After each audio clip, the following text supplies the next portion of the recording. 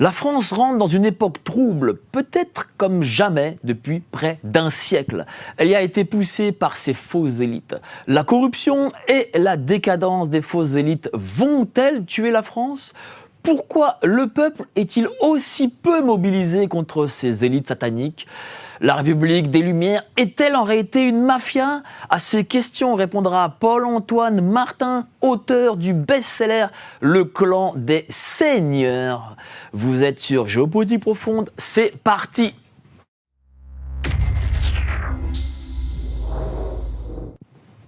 Bonsoir à tous, vous êtes sur Géopolitique Profonde, la chaîne qui est là pour remplacer les médias subventionnés. Ce soir, on va parler de cette haute administration dont évidemment aucun média n'essaie d'effleurer le sujet. C'est eux qui en réalité gouvernent, ce ne sont pas les ministres, les politiques ou que sais-je encore. Le pouvoir est concentré entre ses mains. On va en parler avec Paul-Antoine Martin, mais avant ça, n'oubliez pas de vous abonner à l'aide de Géopolitique Profonde. Elle est là entre mes mains. Et vous avez dans cette Géopolitique Profonde le dernier article de Pierre Hillard, de Jean-Michel Vernochet, qui sont évidemment d'illustres auteurs. C'est une exclue Géopolitique Profonde. Allez-y, vous cliquez sur le lien ci-dessous. Salut cher Paul-Antoine, ça me fait très très plaisir de te voir, en plus là tu viens de loin. Dis-moi, pourquoi j'ai voulu que tu viennes dans cette émission ?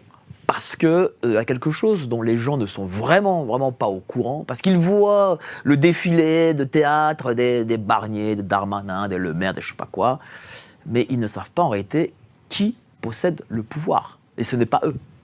Bonjour Mike, merci de me recevoir sur cette chaîne Géopolitique Profonde qui est toujours aussi passionnante. Alors la question effectivement est excellente et suite à la parution de mon livre, j'ai reçu énormément de messages, des centaines, me disant mais avec la lecture de votre livre, j'ai compris et je sais maintenant décoder les discours de ces politiques et j'ai compris qu'ils n'ont pas le pouvoir. Et il y a une chose très simple hein, pour s'en rendre compte. On va faire l'analogie entre la haute fonction publique française et puis l'administration, la grande administration européenne. Aujourd'hui, la grande administration européenne, ceux qui dirigent l'Europe sont des hauts fonctionnaires, ce ne sont pas des élus. Et c'est bien eux qui ont le pouvoir. En France, c'est un système un peu un peu semblable, mais ceux qui ont le pouvoir ne se montrent pas, et ce sont les hauts fonctionnaires. Alors, les politiques sont là pour faire une certaine théâtralisation et donner encore l'apparence que nous sommes dans un pays qui suit à la lettre la Constitution, et puis avec des hommes politiques qui incarnent le pays. Non, derrière, ce sont les hauts fonctionnaires, ceux qu'on ne voit pas. Et des hauts fonctionnaires, alors pas n'importe lesquels, ceux qui appartiennent aux castes les plus élevés. Et au grand corps d'État. Il y en a 5. 3 après passage de l'ENA. Alors, ce n'est plus l'ENA, mais les grands corps restent les mêmes. Hein, Cour des comptes, Conseil d'État et Inspection Générale des Finances. Ça, c'est pour la partie grand corps, on va dire, administratif. Et puis, il y a 2 grands corps qui sont des corps techniques et qui sont on va dire, issus d'une formation type Polytechnique ou Normal Sup. C'est le corps des mines et le corps des ponts. Et donc, ces 5 grands corps-là trustent tous les hauts postes de l'État. Et ces gens-là sont sur le temps très long, contrairement aux politiques qui est sur le temps très court. Est-ce qu'on peut dire de ces gens, pour notre public qui nous regarde, qu'ils sont une forme d'état profond ? Alors, oui, c'est effectivement, de fait, puisque ce ne sont pas ceux que l'on voit qui gouvernent vraiment, on peut accoler le terme état profond à ce groupe d'individus qui, effectivement, tiennent toutes les manettes de la République. Absolument toutes. C'est-à-dire que, dans les faits, si par exemple, là, je suis ministre de je ne sais quoi, je voudrais mettre en avant une de mes réformes, est-ce que je pourrais le faire si derrière ça, je n'ai pas l'administration qui est avec moi ? Non, tu peux pas. C'est impossible. C'est impossible parce que déjà, tu as de toute façon besoin d'elle pour qu'elle décline et qu'elle passe le message au sein de l'administration. Et puis surtout, tu vas avoir des bâtons dans les roues en permanence. Donc tu n'arriveras pas à avancer sur ta réforme. Tu vas subir un nombre de pièges, un nombre de traquenards, etc. Tu ne sauras pas d'où ils viennent, parce qu'ils font ça de façon très fine. Et puis à la fin, celui qui partira, ça sera toi. Parce que tu n'auras pas fait avancer ta réforme. Et donc, le ministre, c'est celui qui saute le premier. Est-ce que ça signifie aussi qu'en réalité, la population se trompe, peut-être même d'ennemis? Alors certes, ils veulent la destitution de Macron, et très bien, moi je suis pour aussi, mais en fait, même si ce monsieur et son gouvernement et tous ces gens sont destitués, tant que l'administration est la même, et elle reste la même, ça ne change rien en fait. Non, ça ne change rien. Ça ne changera pas, sachant de plus que la majorité de nos politiques aujourd'hui, de nos politiques qui gouvernent, sont issus de la haute fonction publique. Voilà, donc ils ont réussi à la fois gouverner l'ensemble des administrations, mais aussi à mettre un pied, ou même les deux pieds, dans la politique française, en étant politicien de carrière aussi. Donc, parmi je ne sais plus quel gouvernement Macron avait 80% de hauts fonctionnaires parmi ses ministres. Donc, ça veut dire que de toute façon, le système est complètement trusté par ces 5 grands corps qui occupent tout. C'est-à-dire quoi? C'est-à-dire que c'est une noblesse républicaine? Est-ce qu'on peut appeler ça comme ça? C'est une noblesse d'État qui sert avant tout les intérêts de son propre corps. C'est-à-dire qu'en servant l'intérêt de son propre corps, chacun, finalement, va recevoir de son propre corps une meilleure carrière, puisqu'il sera d'autant plus soutenu. Et donc, il y a un système d'allégeance entre l'individu et le grand corps d'État auquel il appartient, le Conseil d'État, je l'ai dit, le Cour des comptes, etc. Et c'est un jeu, en fait, de je te tiens, je te supporte, et je te fais faire carrière. C'est comme ça que ça fonctionne. Donc finalement, le haut fonctionnaire de grand corps va avant tout servir le grand corps plutôt que servir l'État. Ce qui veut dire que ce n'est plus l'État qui est servi, c'est le grand corps. Et il se sert, puisqu'il considère, en fait, tous ces individus-là et les grands corps considèrent que l'État est leur propriété. Donc à partir de là, ils considèrent qu'ils n'ont pas... Ils ont plus à prendre de l'État qu'à lui donner. Et ça, c'est extrêmement grave dans une république où une élite, parce que c'est de fait l'élite, cette élite qui gouverne, cette élite avec des guillemets, quand elle n'est plus du tout exemplaire, et quand elle ne remplit pas sa mission, c'est le fracas assuré pour l'ensemble de la République. C'est une garantie. C'est-à-dire le fracas, c'est-à-dire ce qu'on connaît actuellement. Par exemple, tiens, toi tu as été témoin de ce qui se passait dans les ports de France, et tu as pu voir que, alors que les ports européens ont multiplié leur chiffre d'affaires de je ne sais pas combien en l'espace de 10-15 ans, ça n'a pas été le cas en France, quoi. C'est-à-dire que, comme ils ont aussi pris pied dans l'économie, ils nous laissent dans une crise perpétuelle. En fait, chaque grand corps s'est octroyé un morceau de l'État. Et donc, ils considèrent que c'est une chasse gardée. Et donc, avec ces 5 grands corps-là, occupent tout l'espace, en fait, de tout ce qui est géré par l'État. Donc, les ports sont gérés, effectivement, par l'État et par un grand corps qui est le corps des ponts. Et ce qu'on voit, c'est qu'en 20 ans, alors que le commerce maritime mondial, qui représente 90% du commerce mondial, s'est accru de 100%, en France, l'activité des ports s'est accrue de 0,25%. Donc c'est une catastrophe, mais monumentale. La France a investi des dizaines de milliards d'euros qui n'ont servi à rien. À rien. Aucun retour sur investissement. Aucun chef d'entreprise ne pourrait tenir 1 an, 2 ans avec des gestionnaires de ce type-là. Et ça se poursuit. On est toujours dans un système où c'est ma chasse gardée, je dois être nommé dans les ports. Et donc, année après année, c'est toujours les mêmes qui sont installés à la tête des ports. Mais je parle des ports, c'est pareil pour la santé, c'est pareil pour les hôpitaux, c'est l'ENA qui couvre les hôpitaux, c'est pareil pour les finances, c'est pareil pour les transports, l'énergie, etc. Et donc, si ce raisonnement-là, et c'est le même dans tous les secteurs gérés par l'État, est effectivement effectif, on a un État qui part en ruine, de toute façon évidente. Tu as pris l'exemple des hôpitaux. On a eu le patron des hôpitaux d'Île-de-France, qui était M. Hirsch, énarque. Il a rendu les hôpitaux d'Île-de-France dans une situation calamiteuse. On a pu le voir pendant la crise sanitaire. Et pourtant, je crois qu'il a été promu à un autre poste administratif. C'est-à-dire que ces gens-là, ils ont beau échouer, ils sont quand même promus au sein de l'appareil d'État. Oui, alors ça, c'est quelque chose d'extraordinaire. C'est le monde merveilleux des hauts fonctionnaires de grands corps. C'est pas la compétence qui est importante, c'est le réseau. Si tu as du réseau, tu seras promu parce que tu es, soutenu par tout un tas d'individus qui sont dans le système et qui sont souvent du même grand corps que toi et qui vont te faire passer devant les autres qui peuvent être 100 fois plus compétents que toi. Et c'est là le scandale absolu. C'est-à-dire que c'est un système qui ne promeut pas les meilleurs, qui promeut ceux qui ont de l'entre-gens et qui sont très forts dans l'entre-soi.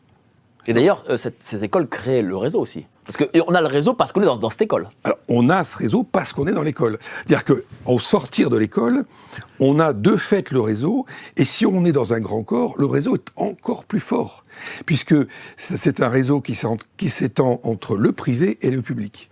Et c'est un réseau qui, comme je le disais, dispose aujourd'hui de toutes les manettes de gouvernance de l'État. Donc c'est un réseau d'une puissance incroyable. Et c'est pour ça que le politique, quand il est en poste, il ne peut pas se mettre à dos ces gens-là. C'est pas possible. Oui, il est pas assez puissant pour se mettre à dos ces gens-là, c'est sûr. Tout seul, il peut pas. Il peut rien faire. Il peut pas. Et même si déjà nos politiques ne sont pas très bons, alors si en plus d'être même assez mauvais, derrière il y a une administration qui est là pour faire du bénéfice pour elle-même, on va dire, donc ça ne peut qu'aller vers la faillite. Je vais te donner un exemple. Macron a voulu faire une réforme de la haute fonction publique, ce qui dans l'esprit était très bon, et dans son constat, le constat qu'il a fait en avril 2019 était excellent. Pour une fois, ça arrive. Mais ça arrive. Ça arrive. Après, c'est les actes qui sont, différents. Qui sont différents et qui divergent. Le constat était excellent, et là on s'est dit, mais enfin, il y en a un qui prend le système à bras-le-corps, lui étant originaire de l'inspection générale des finances, donc le grand corps, le plus noble, le plus puissant de France. On s'est dit, il va se passer quelque chose peut-être. Eh bien, tous les grands corps se sont mis, ensemble pour mettre dans une impasse cette réforme, l'embourber complètement. 2 ans, 3 ans, 4 ans plus tard, ils ont réussi à complètement l'embourber, le pouvoir a jeté l'éponge, et ils ont réussi à obtenir des choses, finalement, ces grands corps, qu'ils n'avaient pas auparavant. Donc ils se sont encore renforcés. Ils se sont renforcés dans quoi ? Aujourd'hui, c'est légal, le pantouflage est totalement légal, et il est même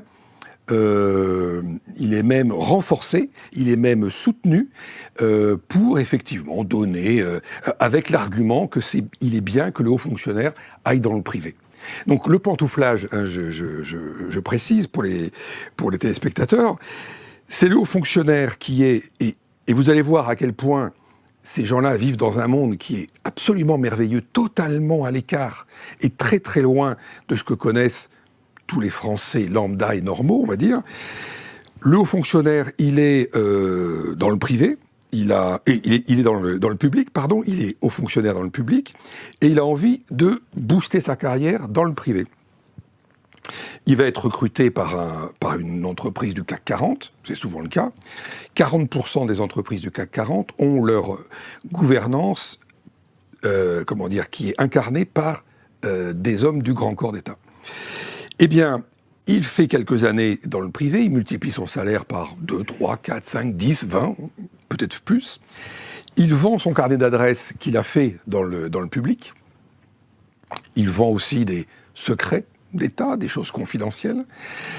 Et puis au bout d'un moment, s'il a envie de revenir dans le public pour faire de la politique, pour faire une autre carrière dans le public, la haute fonction publique a l'obligation de le reprendre au niveau de carrière où il est donc à ce moment-là.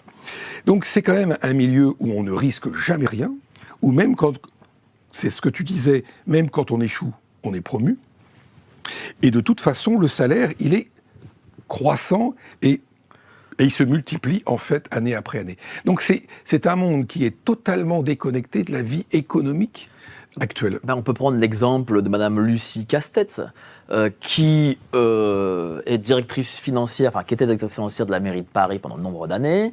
La mairie de Paris qui a, je crois, 10 milliards d'euros de déficit.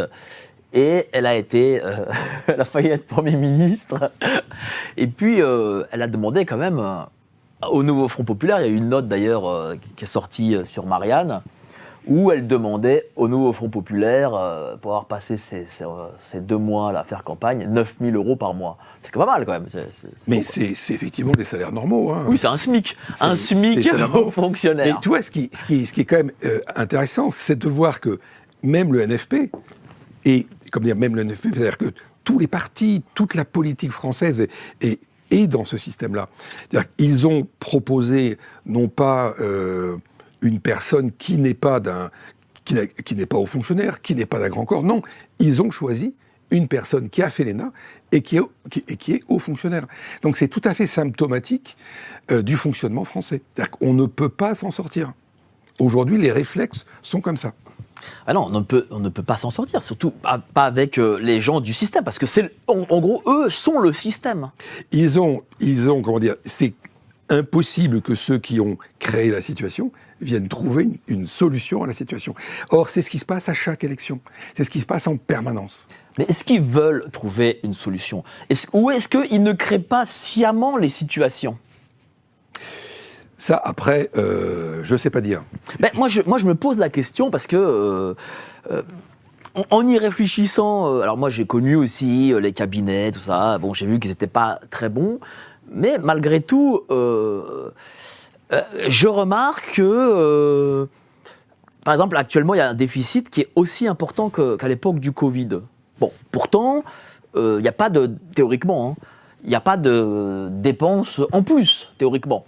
Pourquoi il y a ces déficits aussi importants ? Est-ce qu'on ne crée pas le déficit pour justement nous amener vers ce fameux Great Reset ou pour nous dire, tiens, pour que Barnier nous dise, en fin de compte, dans 2 mois, ils nous disent, je vais augmenter tous les impôts de tout le monde. Ça peut être une façon aussi d'accélérer la mise sous tutelle par l'Europe. C'est une façon, effectivement, on peut imaginer ça. C'est-à-dire que je mets la France tellement sous un niveau de dette incommensurable que l'Europe, immanquablement, va prendre le pilotage du pays. Parce que ce que tu as connu, j'imagine qu'il y avait parmi ces gens une forme de perversion. Ah oui, oui, évidemment. Il n'y a pas que de l'incompétence. Non, mais il y a une forme de perversion, et c'est le sujet de mon prochain livre, où j'ai touché vraiment de très près cette perversion. Il y a une désinvolture, un cynisme. Quand tu ne crois plus à rien, et c'est souvent le cas, quand tu ne risques jamais rien, quand de toute façon, tu as tout parce que le système te donne tout, ça finit par donner des gens cyniques. Ça finit par donner des gens qui ne savent plus ce qu'est le bien collectif et qui ne s'intéressent plus au bien collectif. J'ai vu effectivement des projets de centaines de millions d'euros dont toutes les bases économiques étaient faussées, sciemment faussées, juste pour mieux faire carrière. Donc quand après, on a effectivement un État qui a investi des centaines de milliards et qu'on se rend compte qu'il est aussi endetté, c'est effectivement qu'il y a eu tant de projets qui ont été mal justifiés uniquement pour que certains fassent carrière. D'ailleurs, dans ton livre, tu écris très bien qu'il y a aussi une forme de haine de ces gens vis-à-vis du peuple. Oui, mais ils sont dans un univers qui est, comme je le disais, merveilleux, et le peuple est un empêcheur. Le peuple est un empêcheur, et c'est ce qu'on voit, c'est ce qu'on voit de plus en plus, c'est ce qui se trame de plus en plus en Europe, c'est cette censure contre ce qu'ils appellent la désinformation. C'est-à-dire, la désinformation, c'est tous ceux qui vont s'opposer à mes actions ou à ma politique, je censure.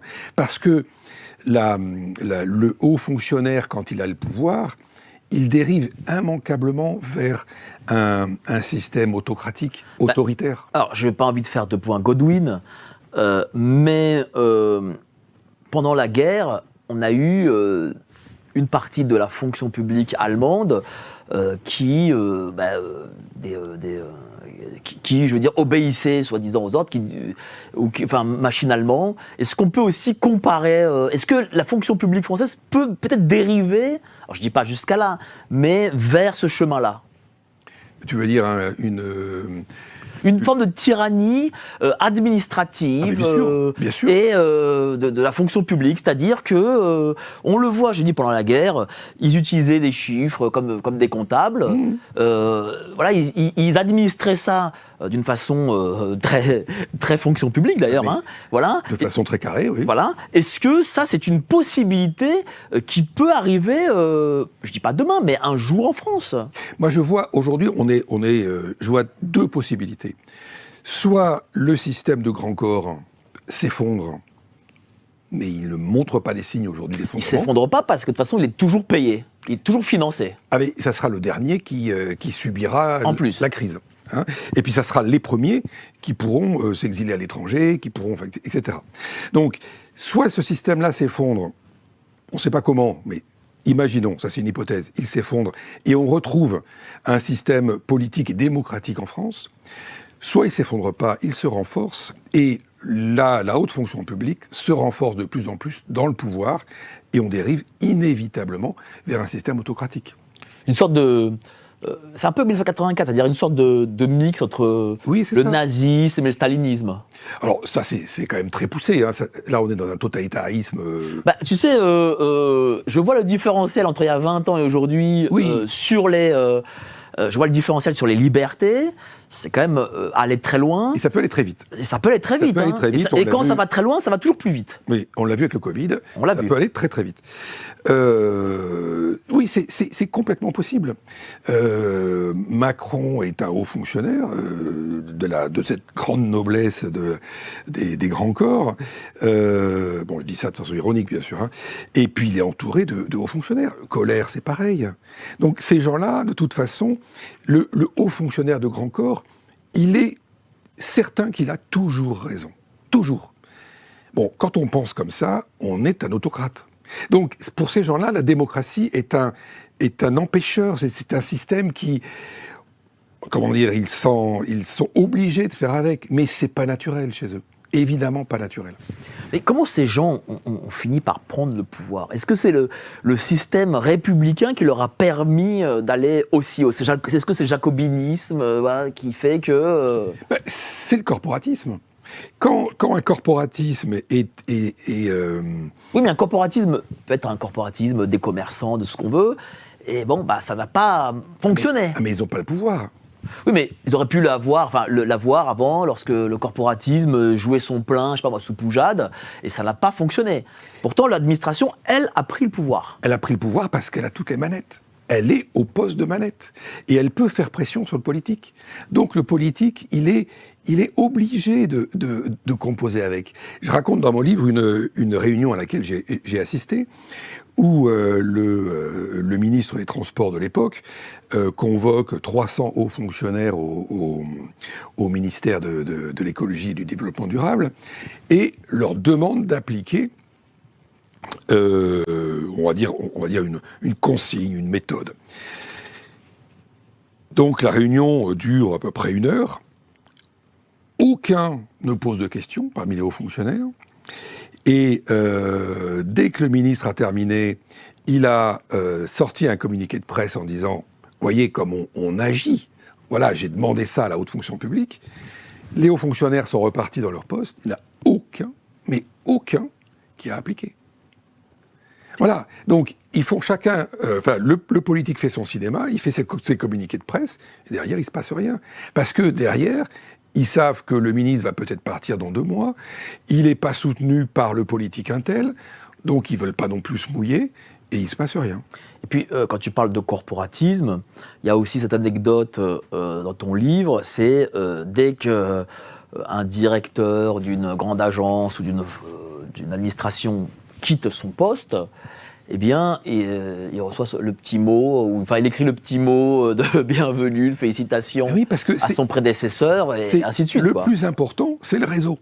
Le personnage principal dans mon livre, à un moment donné, il dit « Mais pour faire carrière, c'est le costard. » Et le costard, c'est quoi? C'est l'apparence.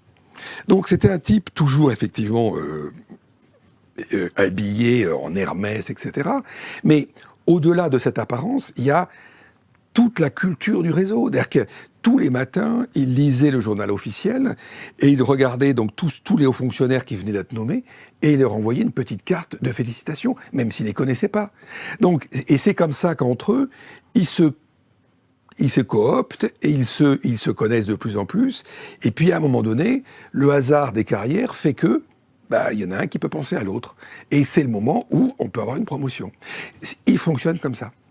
Et donc ça, ils peuvent passer plus de temps à ça qu'à faire avancer des projets, des réformes, etc.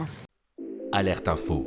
Géopolitique profonde prend sa place dans le paysage médiatique français. Bonsoir à tous, vous êtes sur Géopolitique profonde, la chaîne qui est là pour remplacer les médias subventionnés. On investit maintenant la rue. Et on veut vous entendre. Le gouvernement de M. Macron nous a obligés et nous a enfermés chez nous. Mais on a besoin de votre soutien. Alors cliquez sur le bouton j'aime pour nous soutenir.